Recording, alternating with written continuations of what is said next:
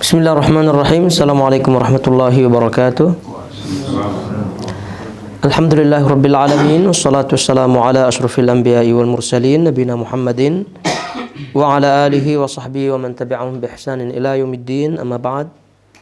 Hadirin ayyuhal ikhwatul akhawat rahimani warahmukumullah. Alhamdulillah masih kita diberikan taufik oleh Allah untuk berkumpul dan tentunya untuk melanjutkan kembali kajian rutin kita, dan semoga Allah memberikan kita ilmu yang bermanfaat tentunya sebagai bekal dalam kehidupan kita, dan semoga nantinya akhir hayat kita diridhoi oleh Allah Subhanahu wa taala. Baik, kita lanjut. Sekarang kita melihat poin yang ke-54 ya, 54 daripada poin bahasan Al-Masail yang ada dalam kitab Al-Masail Al-Jahiliyah, yang tentunya dimaklumi kitab ini atau risalah ini menyingkap hal-hal atau sifat-sifat orang-orang jahiliyah, baik itu orang-orang yang dari golongan Yahudi, Nasrani, dan semua yang pernah kita sebutkan yang menentang atau tidak mengikuti Rasulullah Shallallahu Alaihi Wasallam, dan itu semua termasuk orang-orang jahiliyah. Kita melihat di situ 54, kata beliau, al-mas'alatu ar-rabi'atu wal khamsun al-iqraru bil haqq li yatawassalu bihi ila daf'ihi.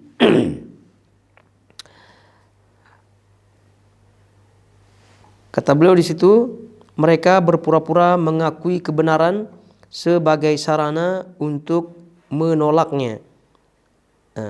Kama qala fil ayah, sebagaimana kandungan ayat di atas.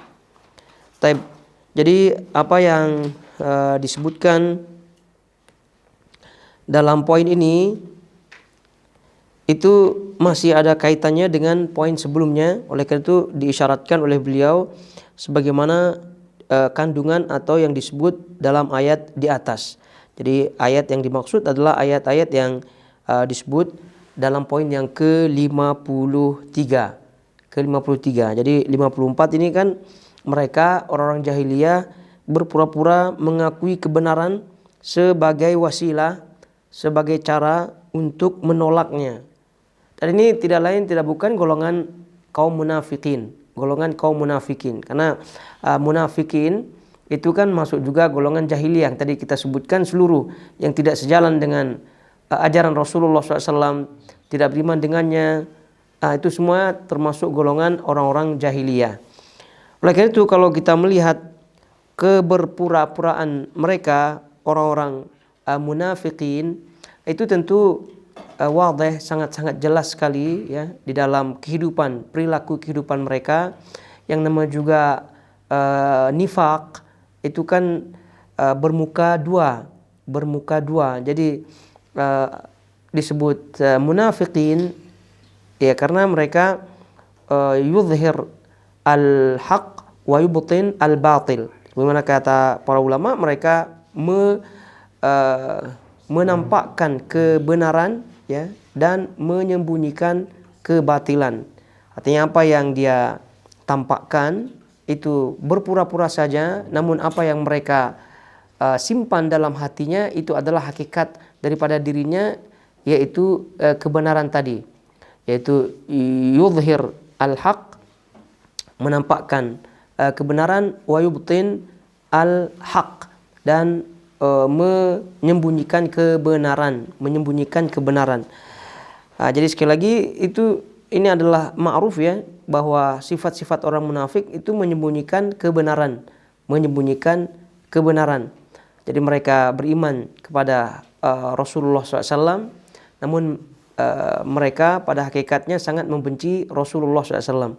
Dan ini adalah nifak yang masuk golongan nifak i'tiqadi tentunya ya, nifak yang terkait dengan akidah, nifak yang mengeluarkan seseorang daripada Islam, dan ini nifak yang besar ya, khusus di zaman Rasulullah SAW.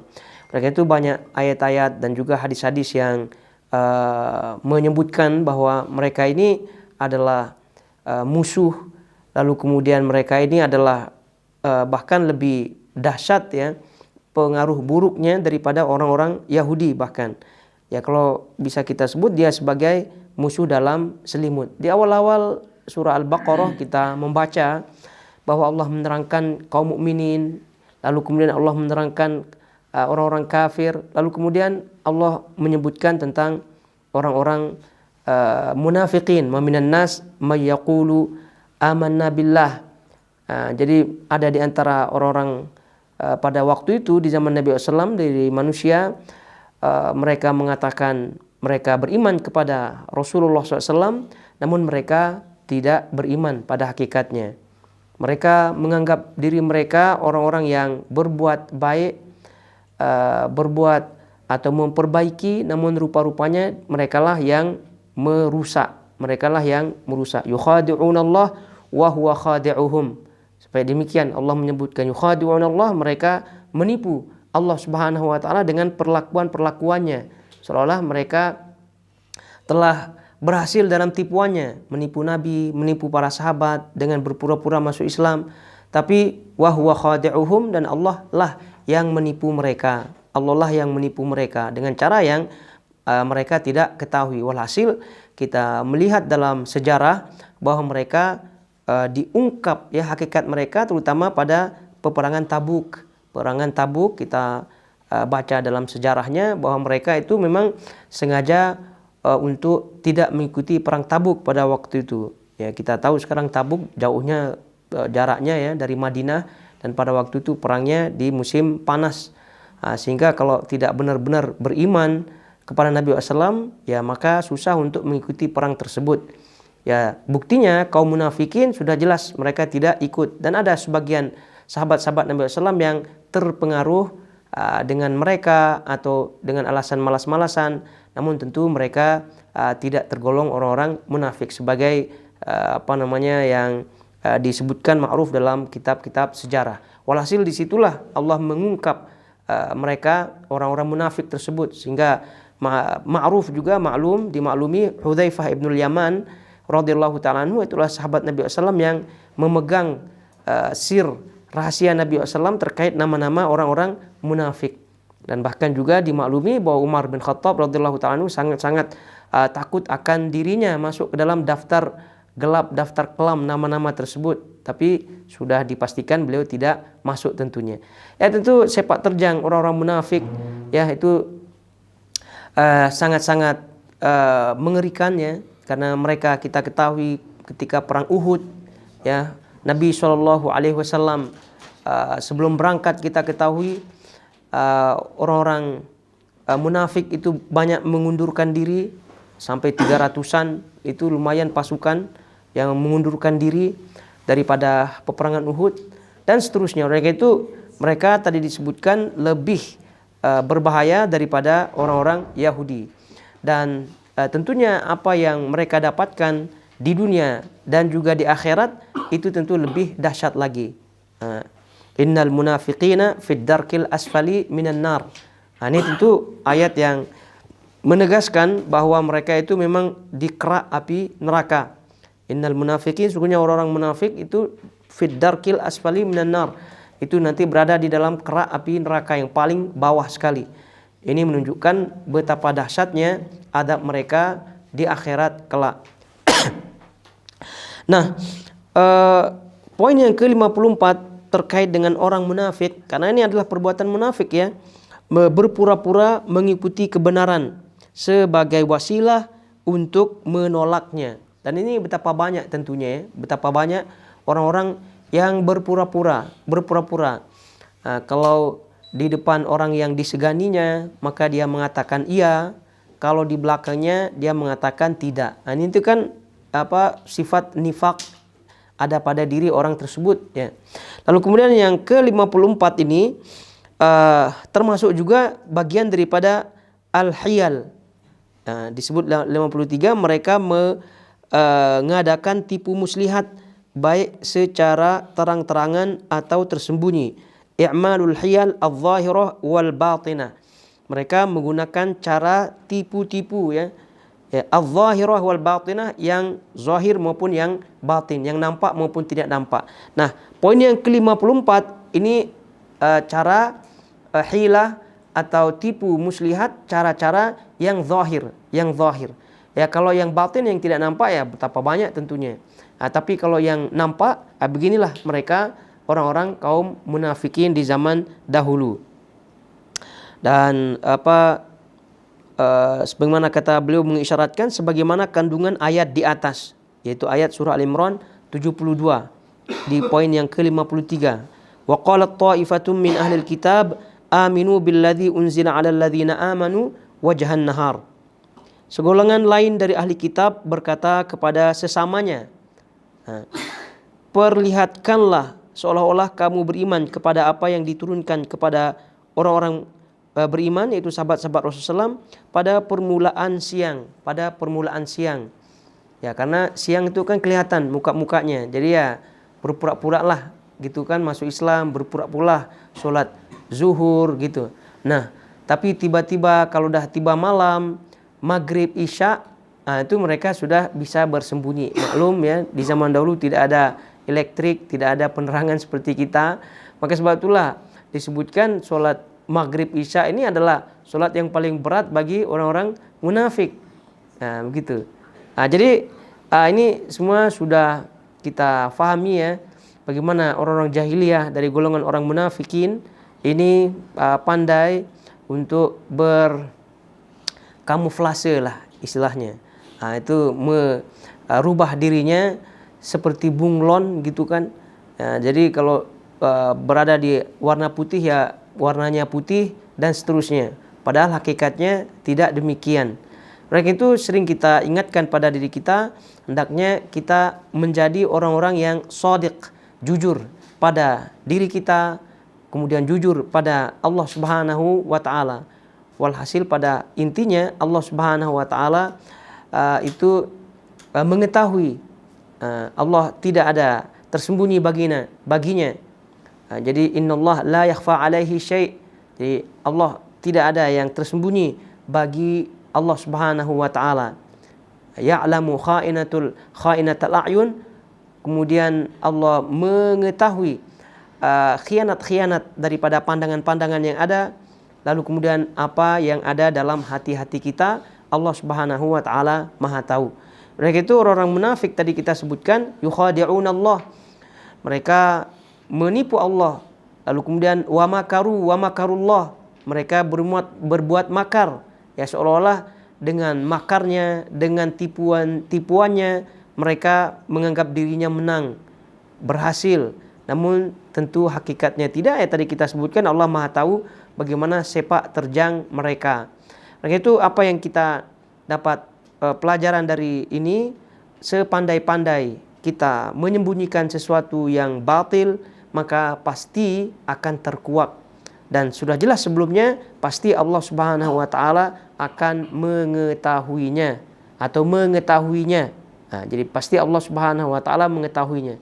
Jadi seruan bagi kita supaya kita terjauh daripada sifat jahiliyah yang ini, untuk hendaknya kita jujur dalam diri kita, jujur ketika kita bersama orang-orang, jujur ketika kita bersendirian tidak bersama orang-orang. Khusyuk ketika kita menyendiri, khusyuk juga ketika kita bersama orang-orang.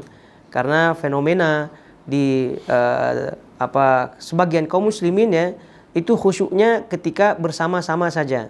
Sehingga khusyuknya kalau berjamaah, ya, khusyuknya ketika zikir berjamaah, khusyuknya ketika haul berjamaah, khusyuknya ketika istighotsah berjamaah. Semua yang berjamaah itu dia khusyuk.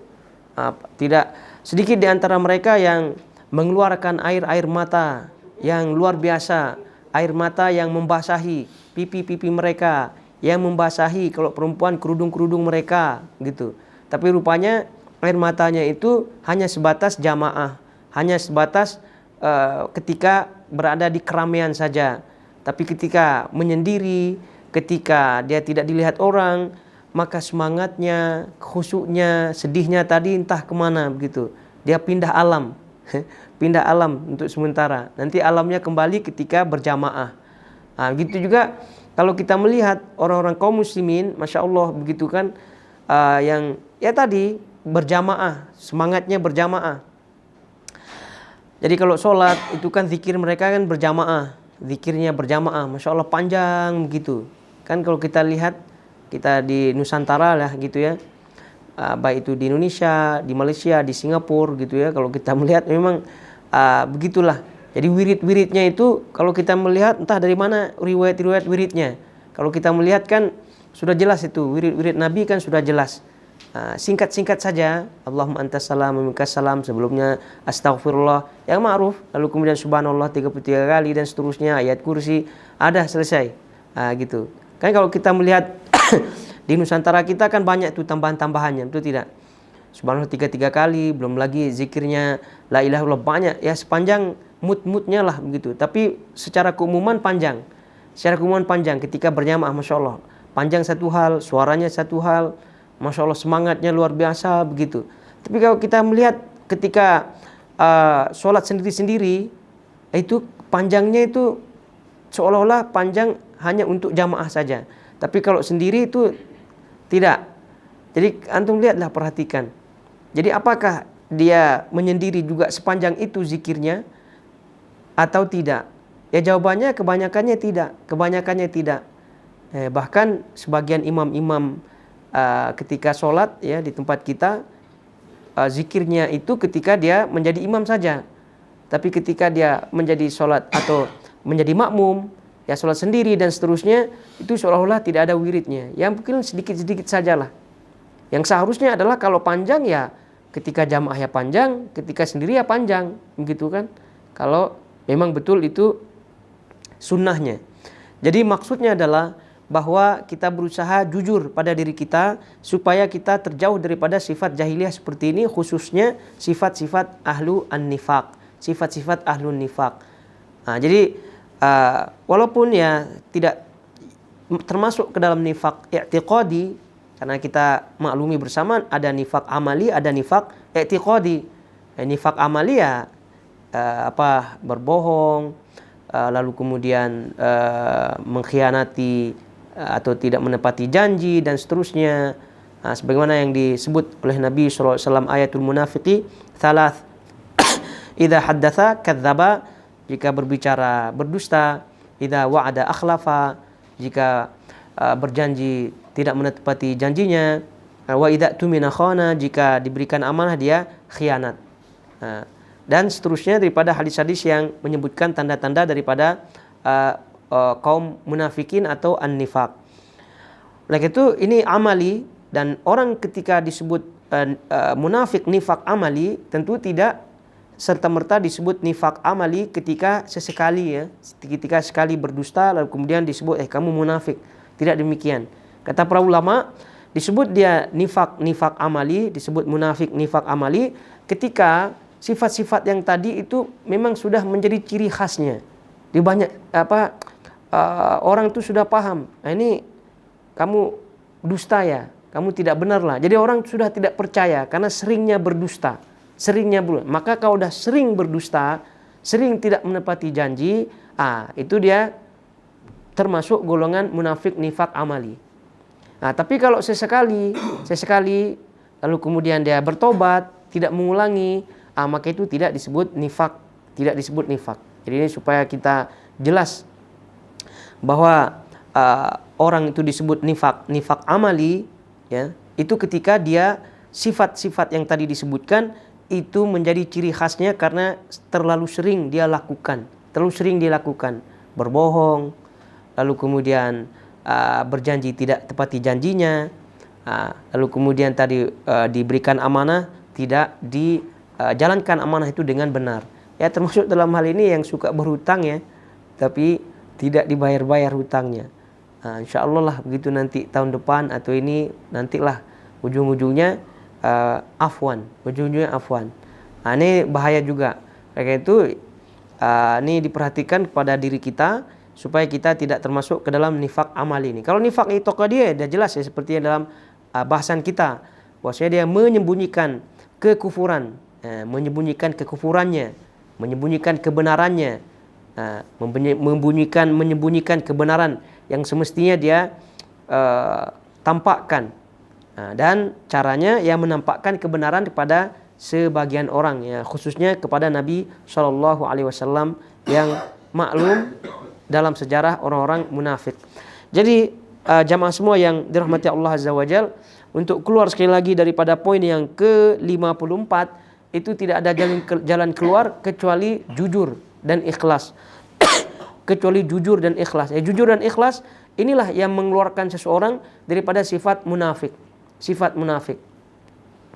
Jangan hanya senyum di depan kawan kita, masya Allah, ramah luar biasa di depan kawan kita, rupa-rupanya di belakangnya dibicarakan olehnya, dijatuhkan olehnya. Ini banyak orang-orang seperti itu, bahkan kaum muslimin sebagian besar yaitu masuk juga yang seperti itu. Ini juga adalah sifat-sifat orang munafik, sifat-sifat orang munafik. Ya jujur, harus di depannya itu misal kita sebut ini, maka di belakangnya juga ini. Di depannya kita sebut itu, ya kita sebut itu juga. Atau bahkan ada sebagian orang yang sudah bersepakat pada suatu forum, ya, lalu kemudian karena dia tidak setuju, dia di belakang forum lain pula ucapan-ucapannya, menjatuhkan teman-temannya. Padahal di depan temannya, masya Allah, dukung. Tapi rupanya di belakangnya tidak didukungnya. Jadi oleh karena itu hal-hal seperti ini banyak dalam fenomena kehidupan kita. Jadi silahkan kita cek masing-masing kehidupan kita, karena ini berlaku ya kepada kita semua dalam seluruh lini kehidupan kita. Jadi kalau kita mau selamat di dunia dan akhirat, terlebih selamat daripada sifat nifak, maka kuncinya itu jujur dan ikhlas. Jujur dan ikhlas, itu saja. Selama kita jujur, selama kita ikhlas, maka insya Allah sifat nifak itu tidak akan ada. Lalu kemudian kehidupan ya tentu akan tenang, tentram, sejahtera. Ya terutama dalam kehidupan rumah tangga kita, itu sangat-sangat diperlukan yang namanya jujur dan juga ikhlas. Jujur dan ikhlas. Kehidupan sosial masyarakat kita jujur dan ikhlas, gitu. Supaya apa? Supaya tidak terjadi seperti halnya apa yang terjadi di kaum munafikin. Ya kalau kaum munafikin di zaman Nabi kan Allah memberitahukan ya, ini siapa nih musuh dalam selimut, siapa ini. Tapi di kita ini kan tidak ada yang memberitahu, Jadi itu ya jangan-jangan kita juga orang munafik. Jangan-jangan pada diri kita ada kemunafikan. Oleh karena itu ya sebelum kita mencari-cari siapa orang munafik, ya kita lihat diri kita sendiri. Karena masyarakat, komunitas yang terbebas daripada sifat nifak seperti ini, lalu kemudian yang tadi berlandaskan kejujuran dan keikhlasan, maka insya Allah itu komunitas akan tenang. Tidak ada lagi bicara-bicara di belakang gitu kan. Tidak ada lagi hasad, tidak ada lagi ketidaksukaan. Ya namanya sosial masyarakat, yang namanya ketidaksukaan itu pasti ada lah ya. Tapi atas dasar jujur dan ikhlas, maka itu akan sirna dengan sendirinya. Pasti akan muncul husnuzon kepada saudaranya, begitu. Pasti akan berbahagia dengan kebahagiaan saudaranya. Karena itu dimaklumi sebagai syarat kesempurnaan iman. La yu'minu ahadukum hatta yuhibba li akhihi ma yuhibbu li nafsihi. Ya, ini kata Nabi SAW, tidak beriman, tidak sempurna keimanan seorang sehingga kalian menyukai apa yang disukai oleh saudaranya. Itu semua akan bermunculan apabila dilandasi dengan kejujuran dan keikhlasan di dalam kita bermuamalah kepada Allah sebelumnya dan juga kepada manusia. Ini karena tidak adanya kejujuran dan tidak adanya keikhlasan, masalah sedikit saja di sosial masyarakat, di komunitas itu menjadi besar.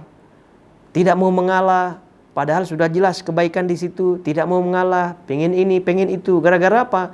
Gara-gara tidak ada kejujuran dan juga tidak ada keikhlasan. Tidak suka. Muncul lagi penyakit-penyakit yang tadi. Lawan daripada suka bahagia, kebahagiaan yang didapati oleh saudaranya. Karena dia tidak memiliki kejujuran dan keikhlasan, muncul penyakit yang lawan daripada yang tadi. Hasad, gitu kan? Hasad, dengki, dan seterusnya. Yang diselimuti oleh alasan-alasan syar'i. Itu banyak itu. alasan-alasan syar'i. Dan ini berlaku juga ya, pembicaraan seperti ini tidak hanya berlaku kepada orang-orang yang komunitas yang murni duniawi ya, bisnis lah, komunitas apa kalau kita LSM lah namanya kan, dan seterusnya. Tidak itu aja yang menyentuh. Ini kita-kita saja begitu kan, panitia kajian misalnya, atau komunitas kajian misalnya yang ke akhirat lah. Itu juga karena namanya setan ya. Kalau udah dunia, komunitas dunia ada itu ya, mungkin dia selesaikan dengan tangan kirinya karena mudah lah gitu kan. Dia tidaklah terlalu fokus. Tapi kalau yang di akhirat itu hati-hati, itu besar dia punya pahala, dan dalam waktu yang sama setan pun pasti tidak menyukai sukses orang itu dalam menjalankan misinya untuk akhiratnya, tidak mau. Oleh karena itu kelompok atau komunitas Islam, kajian lah apalah namanya ya, panitia lah apalah namanya, itu seharusnya harus lebih hati-hati, karena sifat nifak itu pasti akan dihembuskan oleh syaitan. Sifat nifak itu pasti akan dihembuskan oleh syaitan. Jadi ada di antara mereka yang pengen di depan gitu kan, jadi ini pengen begitu, tidak suka lihat yang lainnya di depan begitu. Ini ada juga, dia pengen selalu dekat dengan ustadznya kalau daurah gitu kan. Tidak suka yang lain mengantar ustadznya kalau daurah. Begitu. Itu insya Allah tidak ada sih ini. Ya cuma ya namanya sedia payung sebelum hujan kan. Karena sifat nifak seperti itu tadi kita sebutkan, orang-orang yang berkecimpung di dalam proyek akhirat itu lebih besar chance-nya untuk terjerumus ke dalam sifat-sifat nifak seperti ini. Kenapa? Karena setan itu tidak akan mungkin ikhlas untuk membiarkan kita sukses dalam proyek akhirat tersebut. Tidak mungkin. Nah, kayak tadi kita sebutkan, kuncinya adalah jujur dan ikhlas. Kalau dah acaranya dah bagus, siapa saja yang maju di situ, maka kita bahagia. Tidak diajak rapat, tak masalah. Nah, ini ada sebagian orang yang dongkol hatinya, begitu kan? Kalau tidak diajak rapat, kenapa saya tidak dikasih tahu, gitu kan? Kenapa tidak ini? Ya salah sih kawannya tidak kasih tahu kan? Tapi jangan dibesar-besarkan dirinya gara-gara tidak dikasih tahu, lalu kemudian sakit hati. Mulai setan main di situ.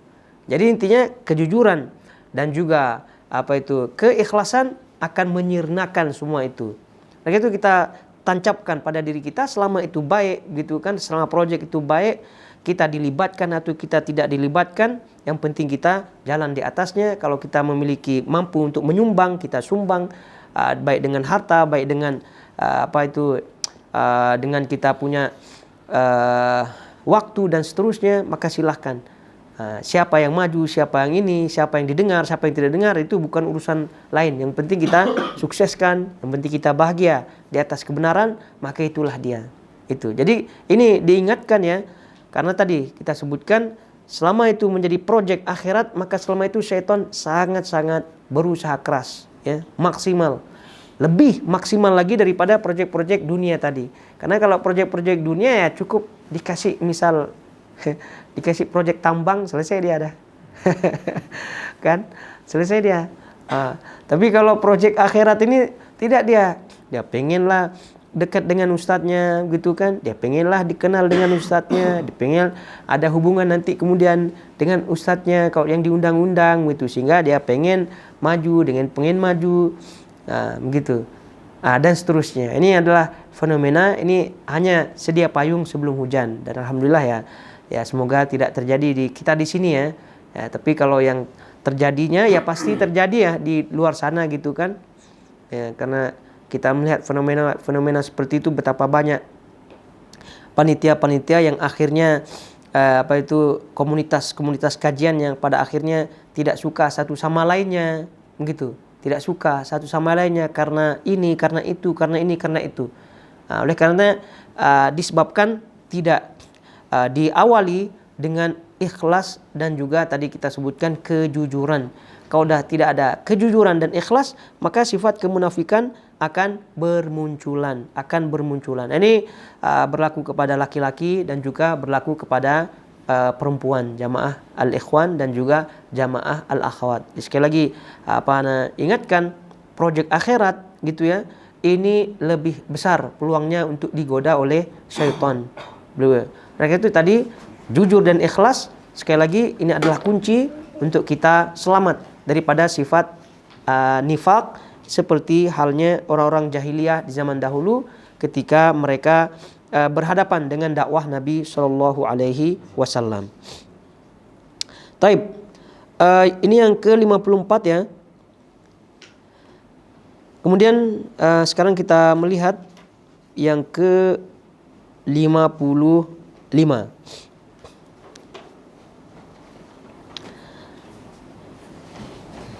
Yang ke-55, al-khamisatu wal khamsun, adalah at-ta'assub lil madhhab. Kaqoulihi fiha wala tu'minu illa liman tabi'a dinakum. Mereka fanatik kepada mazhabnya. Sebagaimana firman-Nya, dan janganlah kamu percaya melainkan kepada orang yang mengikuti agamamu. Dan janganlah kamu percaya melainkan kepada orang yang mengikuti agamamu. 55 daripada poin ini pada poin-poin sebelumnya sudah disinggung ya, terkait dengan taklid ya, taklid buta, lalu kemudian juga ta'assub, ini pernah disebutkan. Namun diulangi lagi terkait dengan ta'assub kepada madhab. Ini adalah bagian juga ya, bagian juga daripada al-hilah, yaitu tipu muslihat. Bagian daripada tipu muslihat juga. Bagaimana bentuk bagian daripada tipu muslihat ketika seorang itu ta'assub ya? Ya, karena ketika dia ingin menunjukkan prinsipnya atau menunjukkan mazhabnya dan seterusnya, dia sebut nama fulan. Nah, itu kan trik-trik ya, cara-cara untuk meyakinkan orang lain supaya konon apa yang dia ada padanya, dia berdiri padanya, apa yang dia ikuti konon itu benar. Sehingga orang awam menyebutkan, oh saya ini pengikut Habib Fulan, saya mengikuti Ustadz Fulan, saya mengikuti Kiai Fulan katanya. Itu untuk meyakinkan orang. Ini adalah trik-trik semacam ini bagian daripada al-hilah, Namun lebih daripada itu kita mengetahui bersama ya, at-ta'assub ya, at-ta'assub ini sudah memang sudah mazmum kalau itu ditujukan kepada hal-hal yang buruk. Nah, itu ta'assub ini bisa dibagi menjadi dua ya. Ada ta'assub yang mamduh, yang terpuji, ada ta'assub yang mazmum, yang tercela. Terpuji ketika dia ta'assub, yaitu fanatik ya, kepada hal-hal yang memang sudah kebenaran. Maka ini ta'assub terpuji. Tapi kalau yang kepada tidak benar, maka ini ta'assub yang tercela. Jadi karena itu ta'assub, kalau kita melihat definisi daripada at-ta'assub itu sendiri, kata para ulama, at-ta'assub huwa fataru at-tamadi fi al-maili wal injaz wal inhiyaz ila syai'in ma wad difa' anhu wa nusratuhu bihaqqin au bibatilin. Itu at-ta'assub, bahasa kita fanatisme ya, fanatisme, yaitu sikap berlebihan dalam kecenderungan dan keberpihakan kepada sesuatu. Jadi sikap berlebihan dan kecenderungan dan keberpihakan kepada sesuatu. Ini berarti ada condong atau berpihak.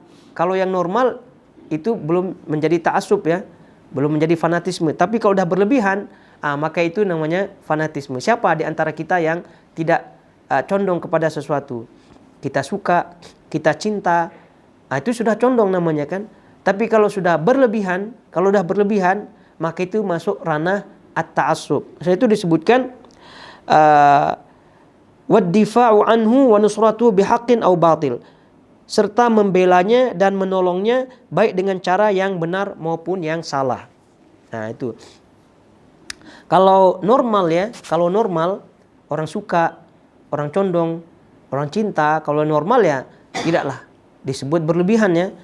Nah, kalau udah ya, disebut berlebihan apabila dia memang mendukungnya, menyokongnya, mati-matian, nah itu dia baru namanya at-ta'assub. Dan ini berlaku kepada semua ya, berlaku kepada semua. Berlaku pada hal-hal duniawi dan juga berlaku kepada hal-hal ukhrawi juga. Oleh karena itu tadi kita sebutkan dibagi menjadi dua, ada yang terpuji, ada yang tidak terpuji.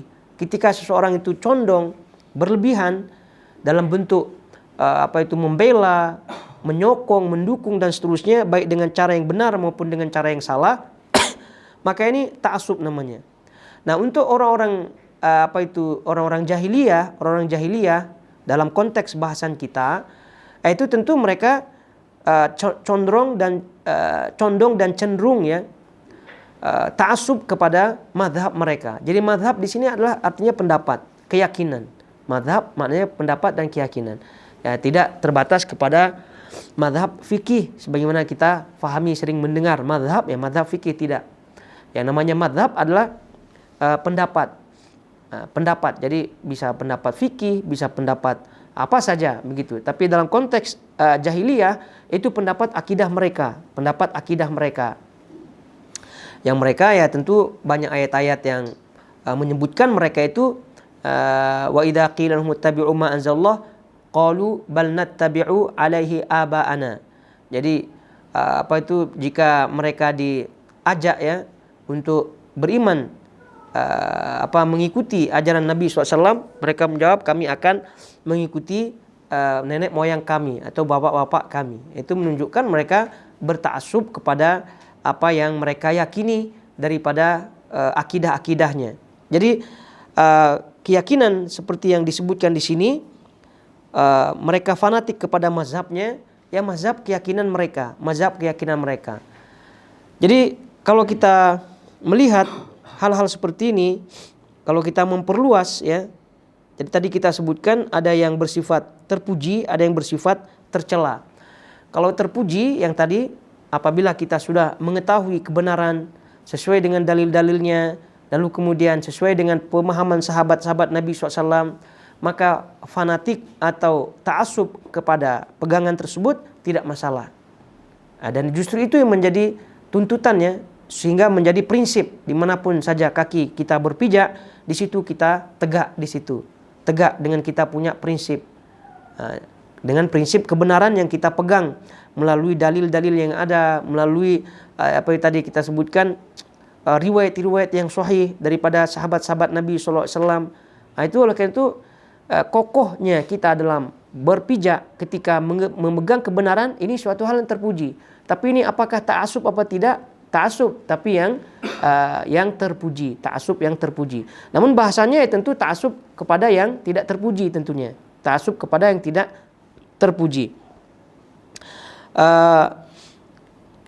Kalau kita melihat ayat-ayat dan juga hadis Nabi SAW, ini tentu ada ayat-ayat dan juga hadis-hadis Nabi SAW yang membicarakan atau yang menyebutkan hal ini. Di antaranya yang kita baca adalah firman Allah Subhanahu wa taala dalam surah An-Nisa ayat 135. Allah Subhanahu wa taala menyebutkan fala tattabi'ul hawa an ta'dilu. Fala tattabi'ul hawa an ta'dilu. Janganlah kalian mengikuti hawa, yaitu tentu hawa nafsu yang buruk ya, an ta'dilu, sehingga kamu tidak berlaku adil.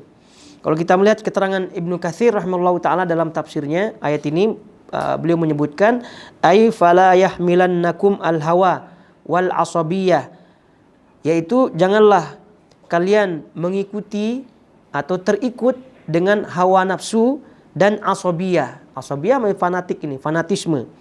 Wa bughdun nas ilaikum, yaitu dan juga janganlah kalian terikut dengan mengikuti bughdun nas, mengikuti ketidaksukaan manusia kepada kalian, ala tarkil adli fi umurikum wa syu'unikum, sehingga kalian meninggalkan keadilan dalam urusan kalian, wa syu'unikum dan keadaan kalian, bal ilzamu al adla ala ayyi halin kana. Tapi hendaknya kalian tetap berpegang kepada keadilan dimanapun, keadilan apapun keadaannya. Jadi kita ulangi apa yang disebut oleh Ibnu Katsir rahimahullahu taala terkait dengan ayat ini. Ayat ini kan tadi mengatakan fala tattabi'ul hawa an ta'dilu. Jangan kalian mengikuti hawa nafsu kalian sehingga tidak berbuat adil. Maka beliau menyebutkan janganlah hawa nafsu kalian itu janganlah kalian terbawa oleh hawa nafsu, atau janganlah hawa nafsu kalian membawa kalian, dan juga fanatisme membawa kalian, dan juga ketidaksukaan manusia kepada kalian itu membawa atau menyebabkan kalian tidak berlaku adil, Karena kalau sudah demikian adanya, maka orang itu pasti akan digiring dengan giringan paham ta'assub, paham fanatik. Jadi kan yang menyebabkan orang itu susah mengikuti kebenaran atau tidak mengikuti keadilan dalam hal ini, itu kan banyak hal. Imma hawanya, kalau tidak hawa nafsu ya asabiyah, fanatik. Kalau tidak fanatik tidak suka orang. Kalau tidak fanatik tidak suka orang. Nah, itu dia. Jadi ujung-ujungnya lari kepada hawa nafsu, ujung-ujungnya termasuk ta'assub juga ujung-ujungnya. Tapi kalau kita rincikan ya seperti ini. Ya, ada orang yang tidak mau mengikuti kajian karena hawa nafsu. Nah, bentuknya apa? Hawa nafsunya karena dia memilih olahraga misalnya kan. Ya, sering kita dengar ada padel gitu. Padel. Itu ada kajian hari ini, padel pun jadwalnya hari ini. Karena hawa nafsunya ya lebih suka lah mengikuti padel, begitu kan. Atau mungkin zaman sekarang ini zaman bola yang pernah kita sebutkan kan. Karena ya sudah hawa nafsunya tinggi sekali gitu kan, ingin masuk stadium, jadilah pula tiketnya murah, udahlah beli saja. Hawa nafsu kan. Atau misalnya tadi asabiyah, yang kedua atau asabiyah itu fanatik. Nah, ini jelaslah fanatik, tidak mau mengikuti kajian-kajian karena itu bukan ustadznya, karena bukan ajarannya dan seterusnya. Lalu kemudian bughdun nas, tidak suka terhadap orang, tidak suka. Kenapa tidak kajian di situ? Karena ada orang yang ikut kajian yang dia tidak sukai di situ. Atau memang ustadznya dia tidak suka. Dan seterusnya. Jadi ini yang menghalangi seseorang ya dalam berlaku adil sehingga dia tidak mendapati kebenaran. Dan juga tadi kita sebutkan Allah berfirman ya, bal qalu inna wajadna aba'ana ala ummatin wa inna ala atharihim muhtadun. Jadi orang-orang jahiliyah itu ya mengatakan kami mendapati bapak-bapak kami, nenek moyang kami ala ummatin ya berada di atasnya. Wa inna ala atharihim muhtadun, dan kami tetap akan mengikuti jejak petunjuk mereka. Ini adalah ta'assub tentunya, dan ini banyak yang kita dapati bersama bahwa ini adalah warisan leluhur kita, ini adalah ajaran daripada nenek moyang kita. Maka janganlah kita melupakan nenek moyang kita, leluhur kita begitu, gara-gara ajaran ini. Itu semua sering kita dengar, namun ya kita hendaknya betul-betul menepis itu semua dengan keadilan tadi, fala tattabi'ul hawa an ta'dilu. Jadi jangan sampai hawa nafsu kita, lalu kemudian ta'assub kita membawa kita jauh daripada keadilan, jauh daripada kebenaran. Kemudian kalau kita membaca hadis-hadis Nabi SAW terkait dengan ta'assub ini juga ya tidak sedikit ya hadis-hadis Nabi SAW. Misal kita baca hadis yang diriwayatkan oleh Abu Dawud dan juga yang lainnya, Imam Tirmidzi, dan hadisnya disahihkan oleh para ulama hadis, di antara Syekh Al-Albani rahimahullahu taala. Di situ disebutkan innallaha azza wajal qad adhaba ankum ubayyatal jahiliyah wa fakhrul bil aba mu'minun taqiyun wa fajirun syaqiyun. Sesungguhnya Allah Subhanahu wa taala telah menghilangkan dari diri kalian ubayyatal jahiliyah. Ubayyah al-jahiliyah. Ubayyah maksudnya ini adalah kesombongan jahiliyah, kesombongan jahiliyah. Kemudian wa fakhroha bil aba, dan menghilangkan dari diri kalian berbangga-bangga dengan nenek moyang. Mu'minun taqi wa fajirun syaqi. Sisa yang sekarang ada dua saja, yaitu antara mukmin yang bertakwa dan pendosa yang yang menderita. Wa fajirun syaqi. Fajir yaitu orang fajir, orang pendosa, syaqi maknanya yang menderita. Jadi oleh itu ini adalah sabda Nabi SAW yang menerangkan bahwa ta'assub, ya, bagian daripada ta'assub adalah berbangga dengan keadaan dirinya, berbangga dengan nenek moyangnya, berbangga dengan ilmunya, sehingga tadi kecenderungannya berlebihan yang menyebabkan dia mendukung, menyokong, mati-matian dan seterusnya. Kalau itu sudah pendapatnya, maka itulah pendapatnya. Ini kata Nabi SAW, sungguhnya Allah Subhanahu wa taala telah menghilangkan pada diri kalian kesombongan jahiliyah, lalu kemudian berbangga-bangga dengan nenek moyang, dan yang tertinggal adalah mukmin yang bertakwa dan pendosa yang syaqi, yang menderita. Lalu kemudian Nabi SAW juga bersabda dalam hadis riwayat Imam Muslim, man qatala tahta rayatin umayyatin yaghdabu li'asabatin aw yad'u ila asabah, kata Nabi SAW, au yansurhu asabatan faqutila fa qitlatun jahiliyah. Kata Nabi SAW, barang siapa yang berperang di bawah bendera Umayyah, di bawah bendera Umayyah. Jadi kalau lafaznya Umayyah ya tak jelas, buta begitu kan. Tapi maksudnya di sini adalah bendera yang disebutkan di situ, barang siapa yang berperang di bawah bendera Umayyah. Umayyah ini yaghdabu li asabatin, yaitu marah dengan asabah, maksudnya fanatisme, au yad'u ila asabah, atau menyerukan kepada asabah, kepada fanatik, au yansuru asabatan, menolong karena fanatik, faqutil, lalu kemudian dia mati di dalam peperangan tersebut, faqitlatun jahiliyah, maka kematiannya seperti kematian orang jahiliyah. Jadi man qatala, kita ulangi, barang siapa yang berperang di bawah bendera Umayyah. Jadi apa maksud Umayyah ini? Maksud Umayyah ini adalah bukan Bani Umayyah, tidak ya. Ain Umayyah maksudnya buta. Kalau bahasa dalam lafaznya ama, buta. Tapi tafsirannya apa? Tafsirannya adalah marah karena fanatik, menyerukan kepada fanatisme, menolong seseorang karena fanatisme. Itu maksudnya Umayyah. Jadi maksudnya adalah ya buta. Karena apa? Karena berperang di bawah bendera atas dasar asobah, atas dasar fanatisme. Maka ini tidak dibenarkan. Para ulama menyebutkan bahwa termasuk di dalam apa yang disebut dengan Rayah Umayyah, yang tadi tafsirannya adalah marah karena fanatik, menyeru kepada fanatisme, menolong karena fanatik, menolong karena yaghdab li asabah. Kalau kita lihat ya, marah karena atas dasar fanatik. Ya, marah. Dia berperang gara-gara apa? Gara-gara misal sukunya. Kan fanatik kan? Sukunya. Gara-gara negerinya. Jangan sampai kita tidak disebut NKRI ya. Tetap itu NKRI harga mati ya. Ya cuma kita luruskan bagi kaum muslimin.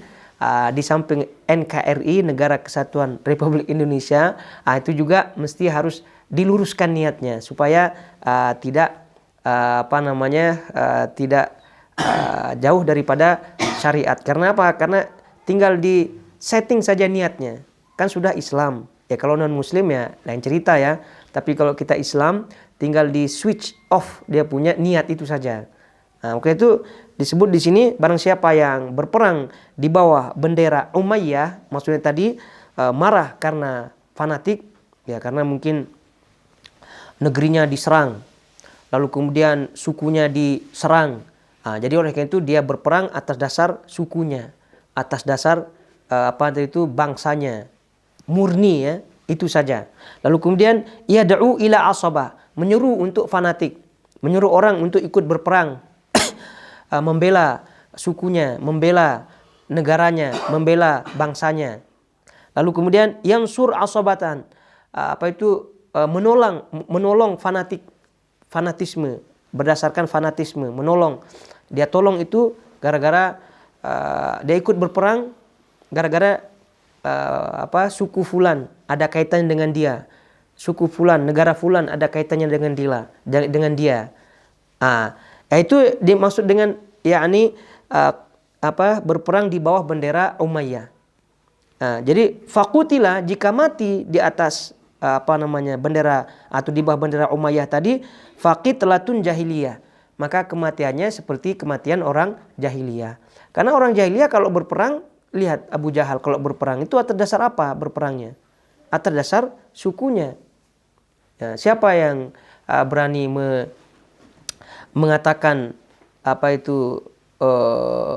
Abu Jahal kurang cinta terhadap sukunya? Tidak ada, karena memang sukunya itu yang dia bela, sukunya dia bela. Oleh karena itu hal ini ya hendaknya diperhatikan bagi kaum muslimin ya, terutama mereka-mereka yang menjadi tentara, pasukan dan seterusnya. Bagi kaum muslimin tinggal ditambah saja. Jadi apakah berperang membela negara itu benar apa tidak? Pasti jawabannya adalah benar. Pasti jawabannya adalah benar. Tapi yang kita luruskan di sini adalah niatnya di dalam berperang itu jangan semata-mata untuk negara tersebut. Jadi dimasukkan niatnya untuk menjaga kaum muslimin. Niatnya lillahi ta'ala. Itu saja. Sebab itu jangan sampai disalahpahami. Jadi ini Nabi SAW bersabda pun kepada seluruh umat. Dan karena beliau tahu bahwasanya Arab ini yang paling ta'assub kepada sukunya. Arab ini paling ta'assub kepada negerinya. Gitu. Jadi mengalahi perasaan-perasaan ta'assub suku-suku lain terhadap suku-sukunya. Bangsa-bangsa lain terhadap bangsanya. Arab ini kalau ini dia paling ta'assub. Maka Nabi SAW sebelum menuju kepada bangsa-bangsa lain, beliau menuju kepada bangsanya sendiri. Supaya kalau berperang itu jangan murni membela kawasan tersebut, tapi membela kaum muslimin, membela Islam. Supaya kematiannya kematian yang membawa pahala, tentunya membawa kebahagiaan di dunia dan juga di akhirat. Supaya jadi sekali lagi tidak disalahpahami ya apa yang tadi kita sebutkan ya, supaya diluruskan. Ya, jadi mereka yang prajurit-prajurit bertempur di depan melawan misalnya pemberontak di suatu kawasan gitu ya, maka tinggal ditambah saja niatnya lillahi ta'ala.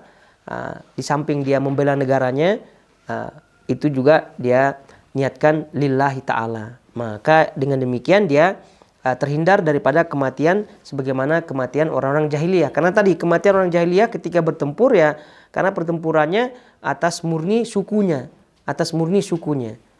Oleh karena itu kalau kita mau jujur, kalau kita mati atas dasar membela suku kita saja ya, tanpa ada niat lillahi ta'ala, ya berarti kalau kita jujur ya sama dengan kematian orang-orang jahiliyah zaman dahulu, karena memang dia mati membela murni sukunya, murni bangsanya, murni negaranya. Jadi kalau kita berbicara betul apa tidak, ya betul dari sisi duniawinya ya. Ini kita berbicara dari segi akhiratnya. Maka kalau akhirat harus digabungkan dua niat tersebut. Membela agama, kemudian membela bangsa. Baik, kiranya sampai di sini. Dan insya Allah kita lanjut pada pertemuan depan biidnillahi ta'ala.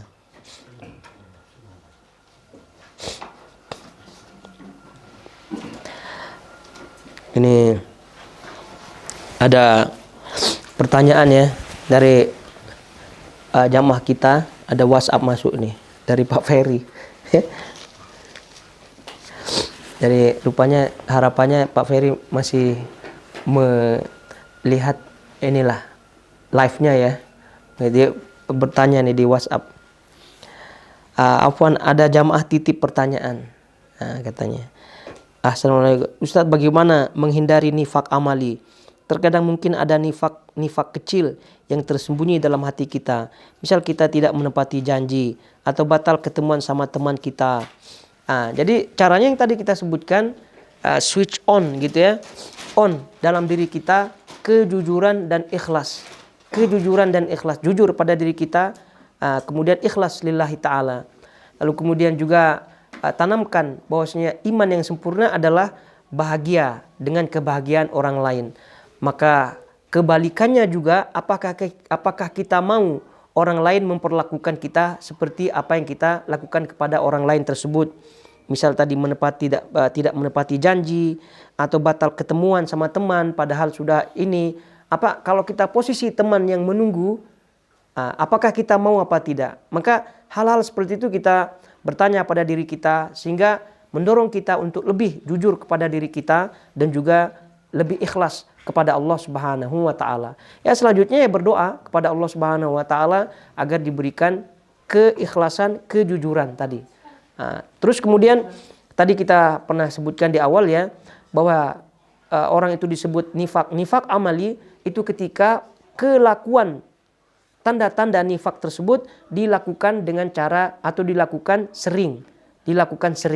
Tapi kalau kadang-kadang sesekali, maka ini tidak digolongkan nifak ya, tidak digolongkan nifak kalau sesekali. Wallahu taala alam. Ini ada pertanyaan lagi nih.